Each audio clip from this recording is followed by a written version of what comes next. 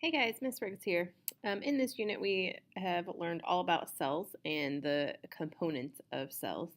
In this short video, we're just going to go back over the early contributions of the cell theory and how we actually learned about cells and their components. So let's go ahead and get started. So first, let's talk about some contributors, and these are not all the contributors to the cell theory, but these are some important contributors to the cell theory and what we know today of cells. So Robert Hooke was actually the first person to see cells in 1665, and he actually looked at some cork underneath a microscope, and he noticed that they had these little compartments, and it actually reminded him of like cells in like a prison cell, and so he actually called them cells. And so we know today that these are individual cells with different organelles in them, but he did not know that at the time. And then we go to Leeuwenhoek, and he basically observed different cells in basically the microorganisms you would find in pond water.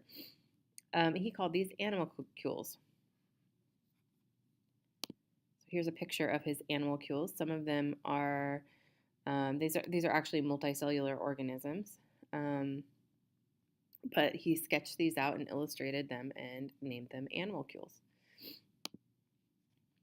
So then we move on to Schwann. He was a zoologist who observed tissues of animals and observed that these tissues had individual cells. And if you think back, this was from 1665 to now it is 1839. A lot of time has passed.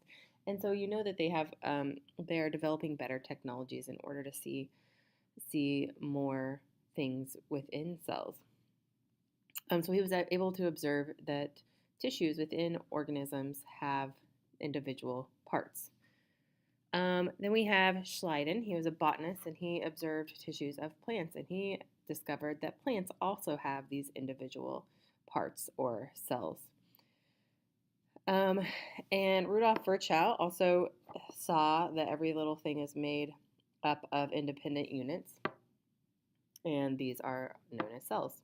So he predicted that all cells come from other cells, and that developed part of the cell theory. So all of these different components actually helped develop the cell theory that we use today. So the cell theory states that every living organism is made of one or more cell. So we have unicellular organisms. Remember, uni means one. And we have multicellular organisms, multi being many, but they still are all made up of cells. And cells that have similar basic structures within them. So number 2, the cell is the basic unit of life, or the cell is the basic unit of structure and function. So we have many different kinds of cells, but they are all basically the basic unit of life. All cells arise from pre-existing cells. So all cells come from another cell. Cell's just not going to magically appear. It has to divide from another cell. So those are the basic components of the cell theory, and that's the history of how we know about cells in a very small nutshell. And so next we're going to talk about the organelles within a cell.